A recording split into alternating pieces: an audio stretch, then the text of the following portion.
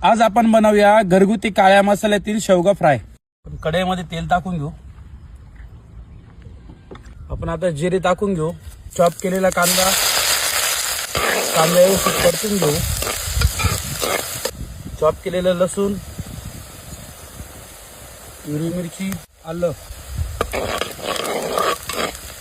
काळ्या मसाल्याचं वाटण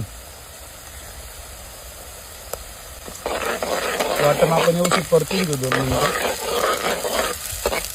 हळद, किचन किंग, गरम मसाला, धना पावडर, काश्मीरी लाल मिर्च पावडर, चवीनुसार मीठ, खोबरं पावडर, घरगुती काळा मसाला पावडर, कोथिंबीर, सर्व मसाले ग्रेव्हीमध्ये व्यवस्थित परतून घेऊ।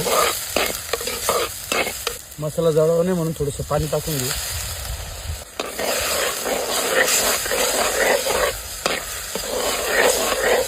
आपण आता त्यात शेवगा टाकून घेऊ। शेवगा मी बॉईल करून घेतलेला आहे। मसाल्यात व्यवस्थित मिक्स करून घेऊ।